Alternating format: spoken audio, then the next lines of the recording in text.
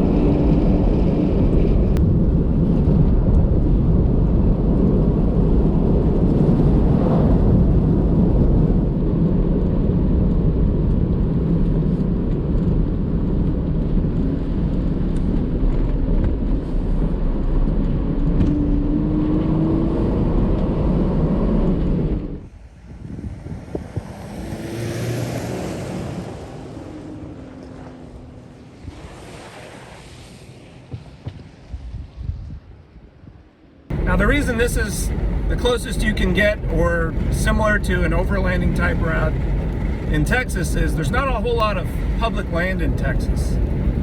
Unlike parts of the West that have lots of areas of public land, Bureau of Management, National Park Service, and the like, with dozens of trails that you can go out exploring and roads, Texas is mostly private land, mostly privately owned. The only reason this trail is even possible is a lot of this is county roads that take you to some private property.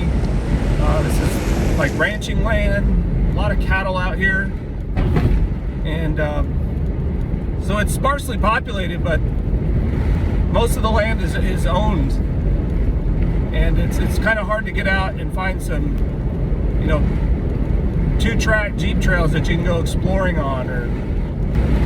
But I guess over the years, people have kind of stitched this route together and kind of known about it, known how kind of remote this is.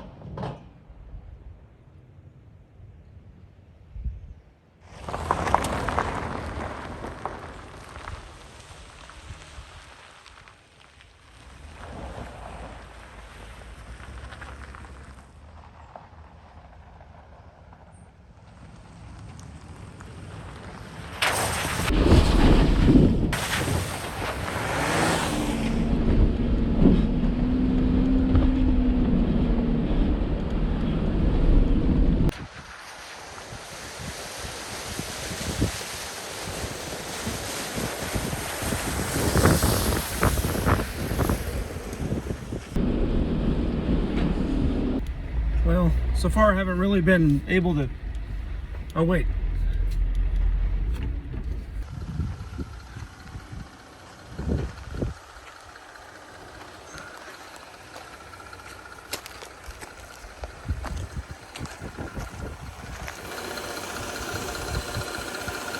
It's probably the most stuffed I will get it today.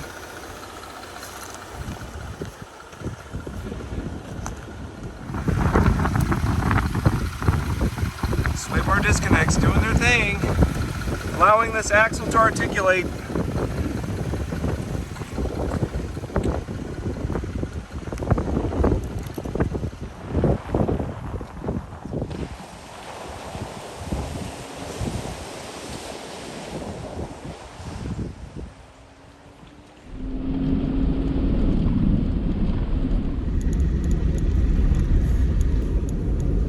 Once you get past this part, the trail kind of opens up and it's a paved road.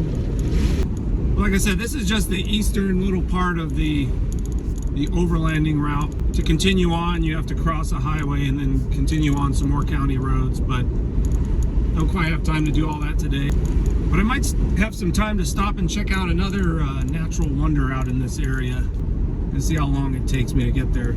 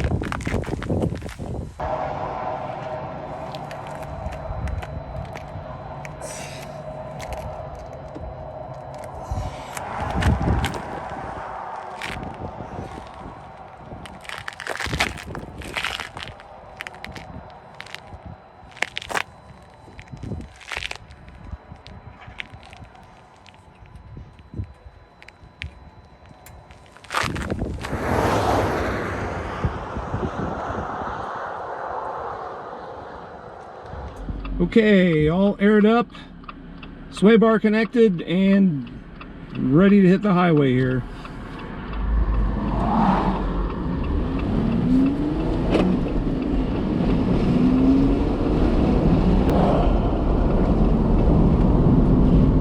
Here I was only a few miles from an interesting geographical feature in the Texas Hill Country known as Enchanted Rock. Enchanted Rock is basically a pink granite mountain that crops up from the surrounding plains. I had been here once before with the wife and kids, but unfortunately we did not make it to the top, as one of the little ones fell ill along the way. So I was hoping to finally get to the top of the 430-foot tall granite dome.